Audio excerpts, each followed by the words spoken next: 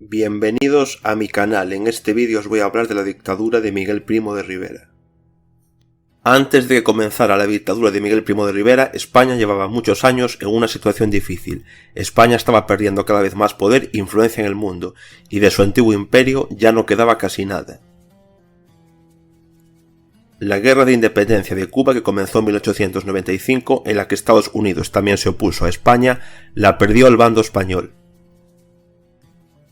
En 1921, España tuvo que afrontar un shock aún mayor, esta vez en Marruecos, donde las fuerzas de la recién formada República Bereber del Rif prevalecieron sobre las tropas españolas. Estos hechos complicaron la situación de la monarquía española en ese momento. Miguel Primo de Rivera nació el 8 de enero de 1870 en la ciudad de Jerez de la Frontera y provenía de una familia de terratenientes, cuyos miembros también triunfaron en el servicio militar. Desde temprana edad, Miguel estudió en prestigiosas instituciones educativas y, a pesar de sus modestos éxitos, en 1884 ingresó en la Academia Militar de Toledo, que fue facilitada por su tío Fernando, destacado militar, teniente general y primer marqués de Estella, quien recibió este título no por herencia, sino por servicios a la corona española. La propia carrera militar de Miguel se desarrolló rápidamente gracias al apoyo de su familia y amigos. En 1891 recibió el grado de teniente y se convirtió en ayudante del capitán general madrileño Arsenio Martínez Campos. Después de esto, Primo de Rivera emprendió un viaje colonial a África, donde en 1893 recibió un alto premio militar, la Cruz al Mérito Militar de San Fernando. En su juventud, Primo de Rivera podría caracterizarse por tres cualidades: insatisfacción con la situación actual del país, deseo de participar en la política y gran interés en los medios de comunicación. En 1895, cuando solo tenía 25 años, se convirtió en el líder del movimiento de tenientes, descontento con el establishment español. Durante una de sus acciones, miembros del movimiento atacaron las oficinas de periódicos que criticaban la actuación de los oficiales del ejército español durante la Guerra de Independencia de Cuba. Estos acontecimientos marcaron un punto de inflexión en su carrera, ya que el general Martínez Campos quedó muy impresionado por el enfoque capaz y decisivo de Primo de Rivera. Como recompensa a Campos, que en ese momento prestaba servicio en Cuba, lo volvió a nombrar su asistente. En este cargo, Miguel participará en la campaña cubana y las operaciones militares en Filipinas, donde será testigo de la dura realidad de la guerra colonial.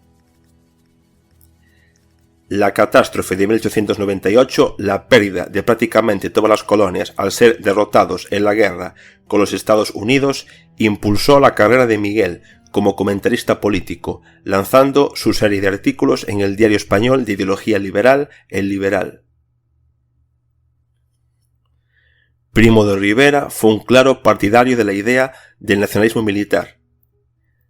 A principios del siglo XX, esta ideología surgió entre la oficialidad española como respuesta a la derrota de 1898 que supuso la vulneración del orgullo imperial.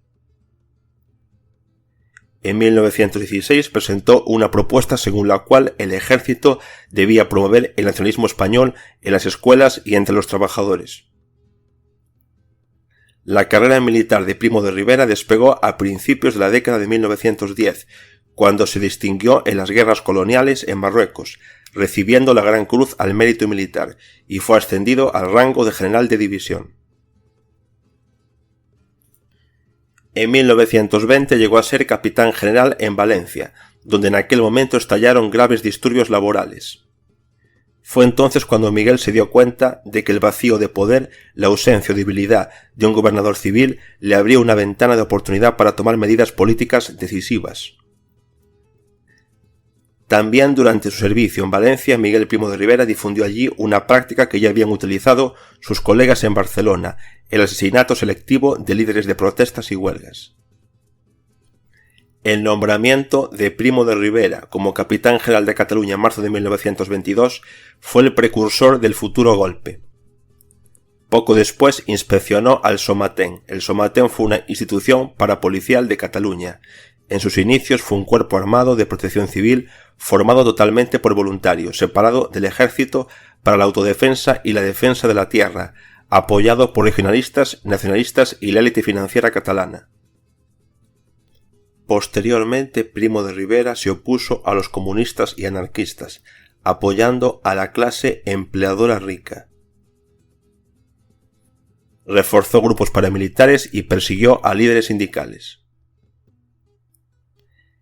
En octubre de 1922, la posición política de Primo de Rivera se vio sacudida.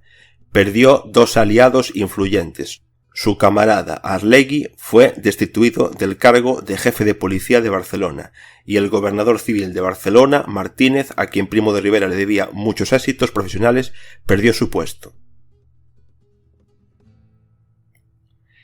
En la primavera de 1923 estallaron nuevamente los disturbios en Barcelona, cuando los conductores de tranvía asociados con la organización anarquista CNT fueron despedidos, lo que provocó una huelga en el sector del transporte.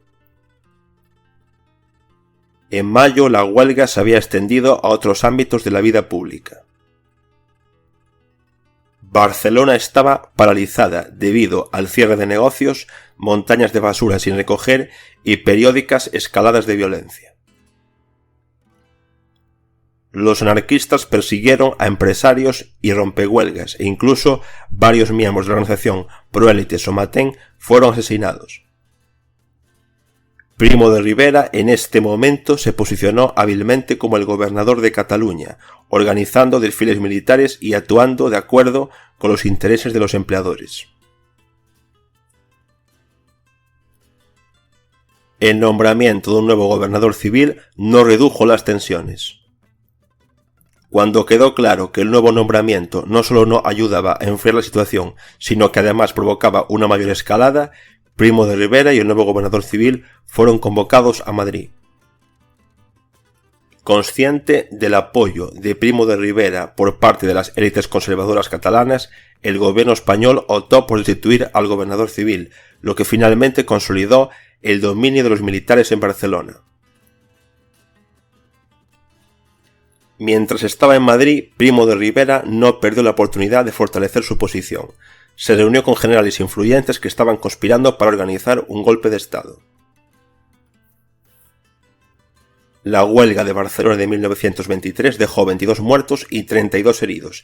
Finalizó el 12 de julio, marcando el triunfo de la decisiva campaña de Primo de Rivera. Tras este éxito, en septiembre de 1923, Miguel Primo de Rivera volvió a reunirse con generales influyentes en Madrid y los convenció de que él era el candidato ideal para dar un golpe de Estado.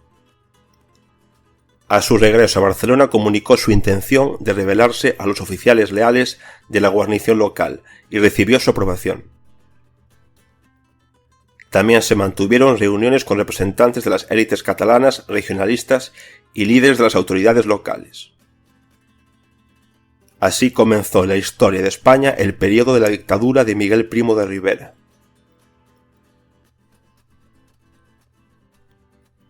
El rey español Alfonso XIII apoyó el golpe y Primo de Rivera se convirtió en presidente del gobierno. Al mismo tiempo se suponía que la dictadura sería de transición y duraría solo 90 días, pero esto no fue así y la dictadura de Primo de Rivera duró más de 6 años.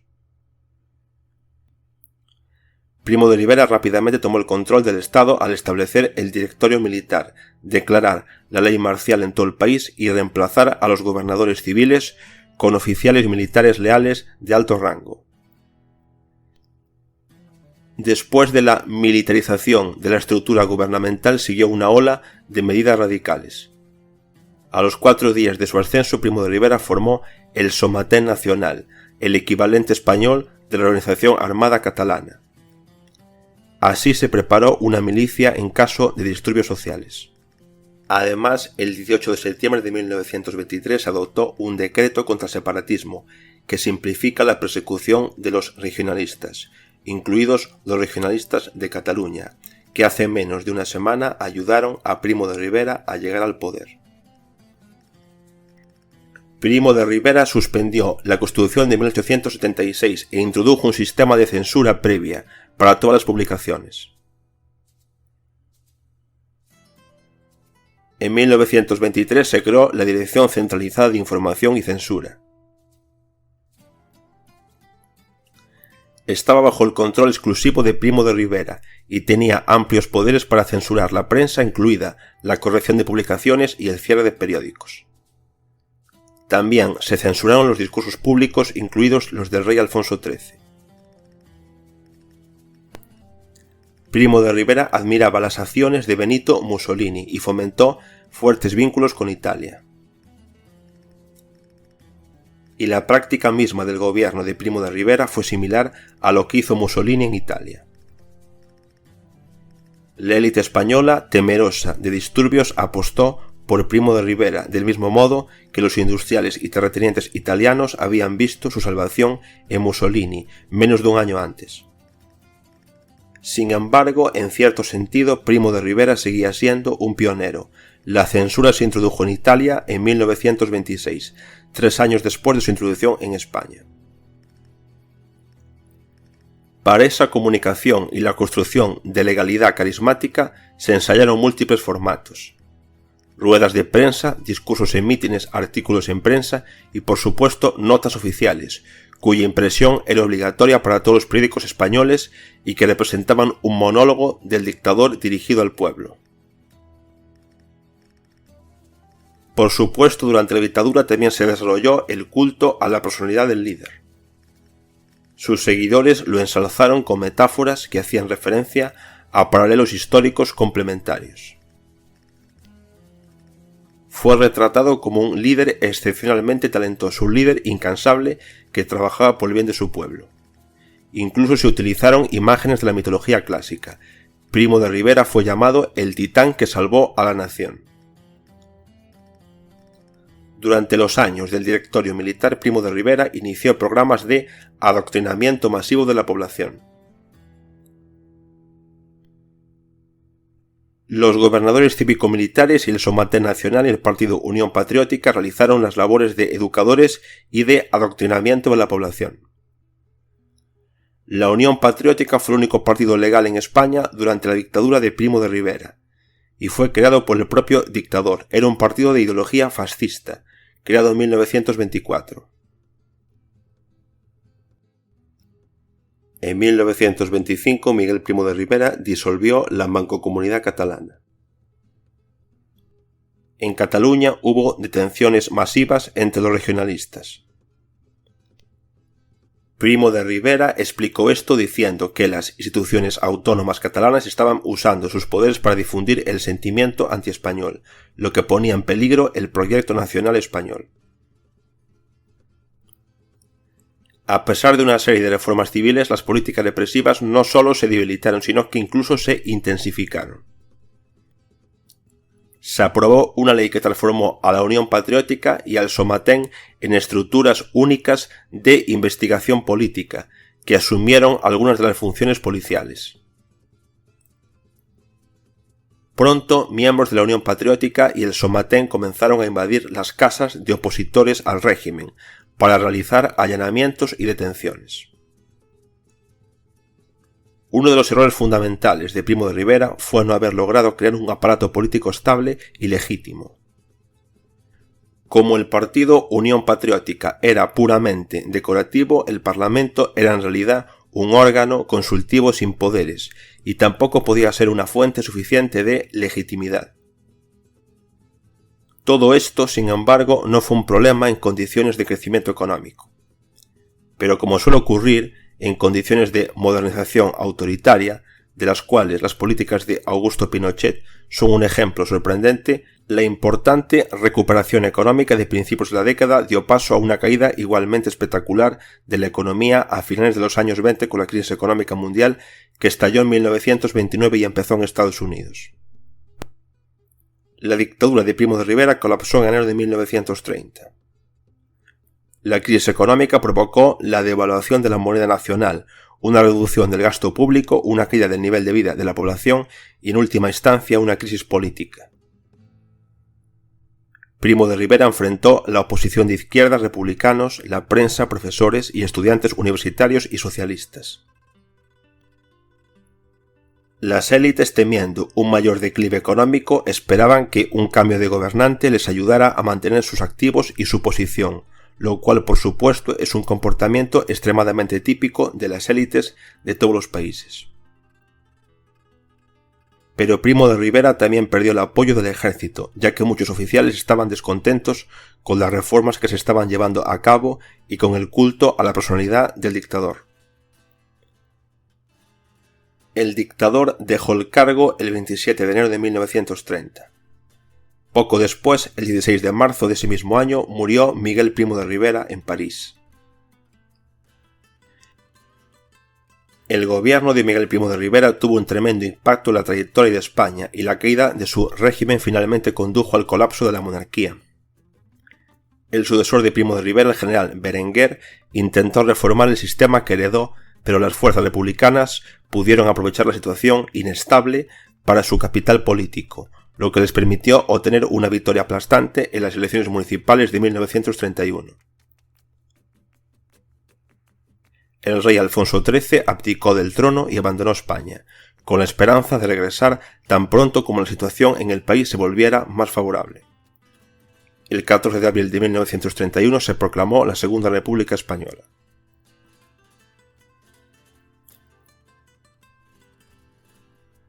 Además, el régimen de Miguel Primo de Rivera no solo puso fin a la monarquía, sino también allanó el camino para la dictadura fascista más radical que llegó a buen término bajo Francisco Franco, después del colapso de la Segunda República.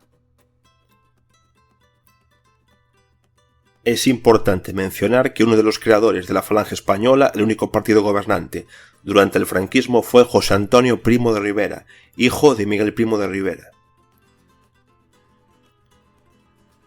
En materia económica, el PIB per cápita de España durante la dictadura de Miguel Primo de Rivera entre 1923 y 1930 aumentó un 14%.